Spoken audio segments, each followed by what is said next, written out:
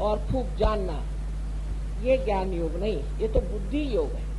ये बुद्धि योग है जिससे आदमी को घमंड आ जाता है। जो लोग गीता में प्रवचन देते हैं वो सोचते हैं कि वही व्यास मुनि है और इस तरह से बात करते हैं कि आश्चर्य होता है। मुझे तो उनसे बड़ी गर्मी गर्मी लगती कि जैसे कोई पता नहीं ये हवा में उड़ रहे हैं, इनको कोई होश ही नहीं। और फिर वो रुपया पैसा भी बहुत लेते हैं, उनके दर्शन के भी कभी कभी वो लोग 500 रुपये ले लेते हैं, क्योंकि वो गीता सुना रहे हैं। ये जो गीता प्रवचन होते हैं इसमें गीता नहीं सुनाते, वो अपनी ही बकवास सुना रहे हैं। मैं आपको अभी समझाऊं। ज्ञान का मतलब होता है अपने नसों पे जानना।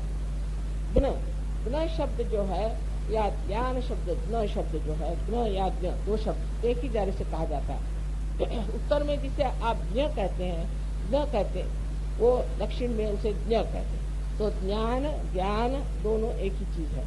अब इससे ही पहले ईसा मसीह के जो पहले शिष्य थे उनको ग्नोस्टिक्स कहा जाता था।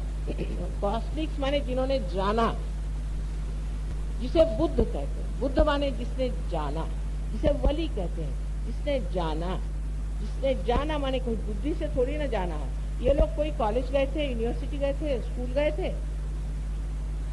इन्होंने जाना कैसे? जाना अपने नसों पे, जाना अपने अंदर। ये जो जानना है ये ज्ञान मार्ग है। इसीलिए कृष्ण ने कहा था कि तुम ज्ञान मार्ग को ही प्राप्त करो। और उस पर अर्जुन ने तो भी सवाल किए, तो उन्होंने कहा अच्छा ठीक है तुम भक्ति मार्ग करो। भक्ति मार्ग में उन्होंने कहा पुष्पम फलम तोयम, जो भी तुम फूल पत्ती पानी मुझे दोगे मैं स्वीकार्य करूंगा। लेकिन एक शब्द पे नचाया, जो कि कृष्ण जो थे वो बड़े डिप्लोमेटिक थे। वो जानते थे कि मनुष्य जो है उसकी बुद्धि उल्टी बैठी है, उल्टे ही काम करता है। तो उन्होंने सोचा कि टेढ़ी उंगली की निकलेगी, तो उन्होंने एक शब्द पे नचाल रखा। उन्होंने कहा कि तुमको अगर भक्ति करनी है तो अनन्य भक्ति करो। अब अनन्य शब्द पे हम लोग कहें हम अनन्य भक्ति करते हैं। अनन्य का मतलब है जब आपका संबंध परमात्मा से हो गया तब आप अनन्य हो गए, दूसरे रह नहीं गए। जब दूसरा कोई नहीं होता है, जब आप एकाकारिता में आ गए, वो उन्होंने कहा कि वो भक्ति करिए। उससे पहले की भक्ति नहीं बताई है। लेकिन ये अनन्य शब्द को न समझने की वजह से लोग सोचते हैं चलो रात दिन हरे राम हरे कृष्ण करो तो आपको परमात्मा मिल जाएंगे। कभी नहीं मिल सकते, उल्टे आपको कैंसर की बीमारी हो जाएगी। मैं आपको बता रही हूँ इस तरह की, जो कि श्री कृष्ण जो है वो हमारे विशुद्धि चक्र में बैठे हैं और उनका अगर हम नाम इस तरह से बेकार में दे, कोई हमारे जेब में तो नहीं है, हमारे जेब में वो नहीं, हमारे नौकर नहीं है जो हर समय हम उनका नाम लें। अरे एक साधारण गवर्नर का भी नाम आप लें तो आपको पुलिस पकड़ लेगी। और इस परमात्मा को जो सबसे परमात्मा जो सबसे ऊंचा है उसका नाम है, इस तरह से लेते हैं जैसे कोई हमारे जेबी में बैठा हुआ, जैसा वो इतना सस्ता है उसका नाम ले। और जब हम इस तरह से उसका नाम लेते हैं तो वही नाराज हो जाता है और हमारे ऊपर आपत्ति आती है। और लोग कहते हैं कि माँ ऐसा क्यों कि हम तो इतना ही करें, हमने 10 लाख जब करे, फलाना किया, ठिकाना किया। आपको अधिकार नहीं, आपको अधिकार नहीं, अनधिकार। जब तक आपकी एकाकारिता नहीं होगी तो आपके हित की नहीं बात, आपके अच्छाई के लिए नहीं, इससे आपको कोई फायदा नहीं, पागलपन है। आप पहले आत्म साक्षात्कार को प्राप्त करें, फिर एक अक्षर उनका लेने से ही कार्य, आपके हृदय में ही वो बैठे। एक ही अक्षर उनका लेने से आपका कार्य हो सकता है। वो आपके कार्य में पूरी तरह से आपको बिल्कुल ऐसा लगेगा कि आप परमात्मा के साम्राज्य में आ गए। इस तरह से आपके सारे कार्य होते रहेंगे। लेकिन अगर आप चाहें कि परमात्मा का नाम लें, उनके नाम से ढिंडोरा पीटे, उनके नाम से ये करें वो करें, सत्र खोलें, सप्ताह करें, दुनिया भर की बेकार की बातें करें, उससे अगर फायदा होना होता तो आज तक हो जाता। कहाँ हुआ है? दुनिया के किस कोने में हुआ? लोगों ने तरह तरह के धंधे करे हैं धर्म के नाम पर। किस कोने में, कौन से धर्म में मनुष्य को फायदा हुआ है ये मुझे बताइए। हर जगह आफत, गरीबी, परेशानी, हर तरह की जो रईस लोग हैं उनके यहाँ इतनी बीमारियां हैं, इतना असंतोष है, इतने झगड़े हैं। ये क्यों हो? तो यही कल युग में होने का है जब मनुष्य समझता है कि ये कैसे। तो लोग फिर कहने लगे कि भगवान ही नहीं है, परमात्मा ही नहीं है, कुछ ऐसी चीज ही नहीं जो परमात्मा है। इस तरह के बहुत से लोग तैयार हो गए। ऐसा कहने से भी परमात्मा जो है सो है, जो है सो है, और उनको जानने के लिए सिर्फ आप पे दृष्टि नहीं थी, वो दृष्टि आप प्राप्त कर लें। जब उसको जान लीजिएगा तब आपका ज्ञान मार्ग पूर्ण हो जाएगा और तभी आप भक्ति कर सकते। फिर कर्म योग में भी उन्होंने अपनी होशियारी दिखाई है। कृष्ण तो लीला ही करते थे, वो जानते थे कि लीला से ही आप लोग ठीक होंगे, तो इसलिए उन्होंने लीला की कि कर्मयोग में उन्होंने एक इस पर सबको नचा दिया कि तू जो कुछ कर्म कर रहा है वो कर, पर सब कर्म परमात्मा के चरणों में रख, हो ही नहीं कर। जब तक आपको आत्म साक्षात्कार नहीं मिलता है तब तक आपका अहम भाव कि मैं ये कर रहा हूँ जा ही नहीं सकता, जा नहीं सकता, क्योंकि आपको यही लगता है मैंने ये किया। तो फिर कोई आदमी किसी को खून करके भी कहेगा मैंने तो परमात्मा पे छोड़ दिया, परमात्मा ने किया। गलत काम करके भी कैसा था, मैंने परमात्मा पे किया। नहीं, आपका अहम भाव अभी आपके अंदर है और उस अहम भाव के ही सहारे आप सब कार्य कर रहे हैं और आप हमेशा कहेंगे कि मैंने किया, आपके अंदर ये भावना बनी रहे। लेकिन जब कुंडलिनी का जागरण होता है तब आज्ञा चक्र को जब ये भेजती है तो आज्ञा चक्र में दो तरफ में आपके आप देखते हैं कि आपके अंदर अहंकार और कुसंस्कारों का एक बड़ा भारी बलून जैसा बना, ये पूरा की पूरा खिंच जाता अंदर की ओर और ये ब्रह्मरंध्र खुल करके कुंडलिनी बाहर आ जाती। तो आपके जो कर्म हैं और जिसको आप कहते हैं कि मैं कर्म भोग ले रहा हूँ, वो सारे के सारे खत्म हो गए। जानवरों में कोई कर्म का विचार भी नहीं। एक शेर है, वो कोई सा भी किसी को भी खा सकता है, कोई सा भी जानवर खा सकता है और गाय को मार सकता है, कोई भी काम कर सकता है। कोई भी जानवर कोई सा भी काम करता है उसे वो पाप नहीं समझता, मनुष्य ही समझता है पाप है पुण्य है। ये उसके अहंकार की वजह से कि मैंने ये काम किया, ये पाप ये पुण्य। पर जिस वक्त में कुंडलिनी आपके आज्ञा चक्र को भेजती है उसी वक्त में आपको आश्चर्य होगा कि ये पूरी की पूरी दोनों संस्थाएं अंदर खींच आती है और आप पूरी तरह से स्वच्छ हो जाते हैं और आपके ब्रह्मरंध्र से कुंडली निकल करके एकाकारिता प्राप्त करती है। और इसलिए मैं बार बार आपसे कहती हूँ कि आप सबको माफ कर दीजिए और अपने को भी माफ कर दीजिए, उसी से आज्ञा चक्र खुलता है। ये दो चीज से आज्ञा चक्र खुलता है जिसका खुलना बहुत जरूरी है। तो इस प्रकार उन्होंने कर्म की जो बात कही कि कर्म अकर्म में उतर गए। अब अगर सहयोग में आने के बाद जब लोग काम करते हैं तो वो क्या कहते हैं, वो ये कहते हैं कि माँ ये हो रहा है, ये चल रही है, ये बन रही है। जैसे हम एक बार अमेरिका गए थे तो हमारे साथ एक गई थी, तो उनका लड़का होनोलुलु से आया, तो वो कहने लगे कि वहाँ इसको आप पार कराइए। मैंने कहा मुझसे तो हो नहीं रहे। तो कहने लगे कि फिर क्या करें। मैंने कहा तुम पार कराओ। तो कहले मुझसे तो नहीं हो रहे।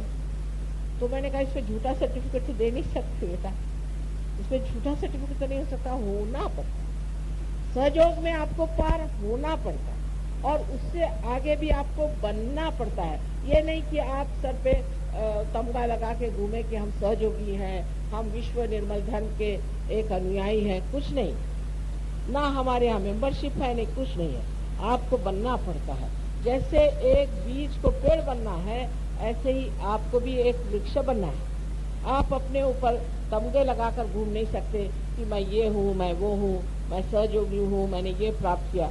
ये चलने वाली चीज नहीं है। ये सर्टिफिकेट झूठे नहीं चलने वाले। ये आपके अंदर घटित होना पड़ता है और धीरे धीरे कुंडलिनी आपको बनाती है और उधर आपको ध्यान देना पड़ता है। जब तक कुंडलिनी के जागरण का सवाल है तब तक तो मैं ये कहूँगी कि वो सहज में हो सकता है, लेकिन उसके बाद उसे संवारना पड़ता है, उसे समझना पड़ता है और उसकी उपादेयता देखते हुए, उसका यूज देखते हुए, वो देखते हुए कि इसको किस तरह से इस्तेमाल हम कर सकते हैं। आपको आश्चर्य होता है कि आप स्वयं ही उस शक्ति के पुंज हो जाते हैं, आप ही में से शक्ति बहने लग जाती है और इतना मजा आता है दूसरों को पार कराने में, इतना मजा आता है कि दुनिया की हम दुख को ऐसे ही सहज में ही ठीक करें, सहज में ही दुनिया ठीक हो रही। इस तरह का कार्य सारे भारतवर्ष में होना चाहिए, मैंने आपसे कहा था।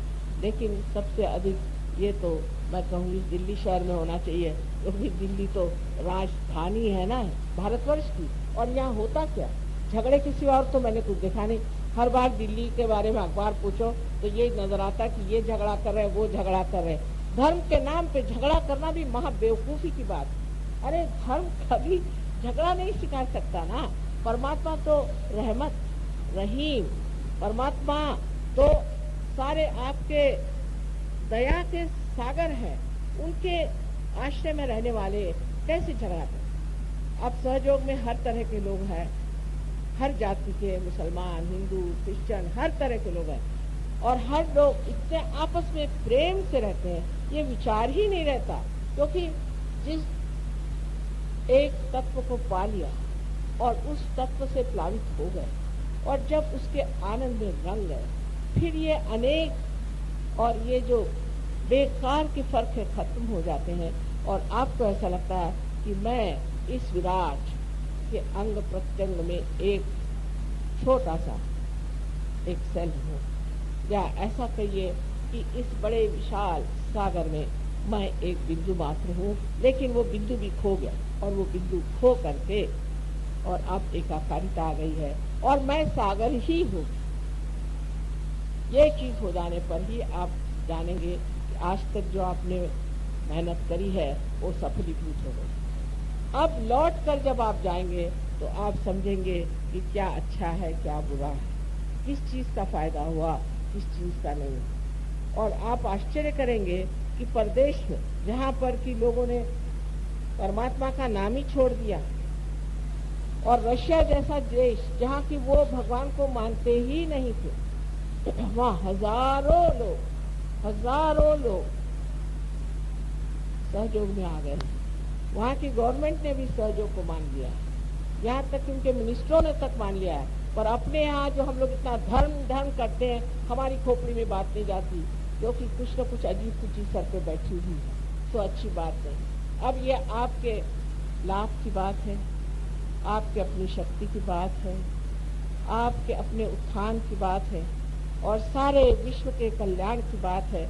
इसे आप समझ के सूझबूझ से प्राप्त करें और इसमें जम जाए। आशा है अगले साल फिर मैं आऊंगी और आप सबको यहाँ पर मिलूंगी, आपसे भेंट होगी और मैं जानूंगी। जिन जिन को भी अभी आपको आज इसको भी आत्म साक्षात्कार हो जाए और जिनको नहीं, सबके लिए ये कहना है कि आप सेंटर पे आए, सेंटर पे आ करके और अपना आत्म साक्षात्कार पूरी तरह से जान लें और उसको बढ़ाएं। जैसा बढ़ाना है उस तरह से आप बढ़ाएं, और वो समझा देंगे आपको बहुत अच्छी तरह से। यहाँ पर दिल्ली में बहुत अच्छे सहयोगी हैं, बड़े संजीदा तरीके से आपको समझा देंगे और आप में वो चैतन्य भर देंगे जिसकी हमें आज तक आशा थी। आप सबको अनंत आशीर्वाद है।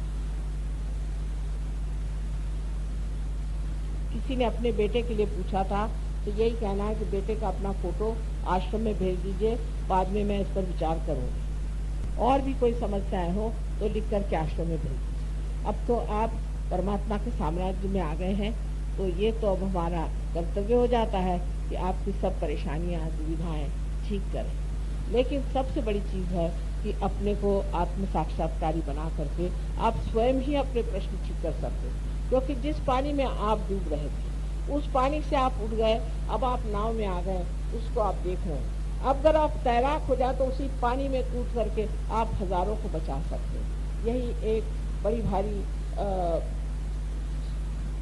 स्थिति थी जिसके बारे में लोग कहा करते थे, वो आप सहज में प्राप्त करिए। पहले तो आपको निर्विचार समाधि आएगी, जिसे थॉटलेस अवेयरनेस कहते हैं, जहाँ आप सतर्क रहते हैं लेकिन विचार आपके ठहर जाते हैं। और उसके बाद में दूसरी स्थिति आएगी जिसे निर्विकल्प समाधि कहते हैं, जहाँ आप में कोई विकल्प नहीं रह जाएगा और इस चैतन्य लहरियों से आप अनेक कार्य कर सकते। आशा है आप लोग पूर्ण विश्वास से अपने ऊपर भी विश्वास रखें और पूर्ण विश्वास से इस कार्य को करें, और ऐसा न हो कि आधे अधूरे रह जाएं, जैसे कि कोई बीज उगाए थे और वो सड़क पे पड़ गए, इस तरह से न हो जाए। आप लोग सब वृक्ष बनने के काबिल हैं। आप पढ़े लिखे हो, चाहे आप छोटे हो चाहे बड़े हो, रईस हो गरीब हो, कोई जाति धर्म पंथ कहीं के भी रहने वाले हो, किसी भी देश में हो, सबके लिए हासिल हो सकता है। तो इसे आप लोग सब प्राप्त करें, यही एक माँ की विनती।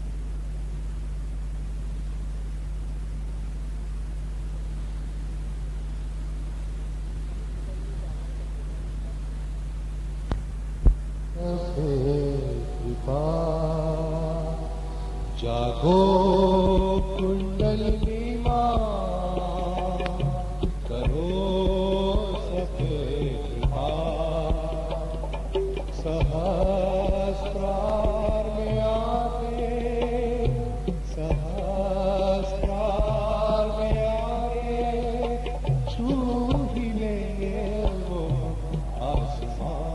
जागो कुंडलिनी माँ, करो सके कृपा।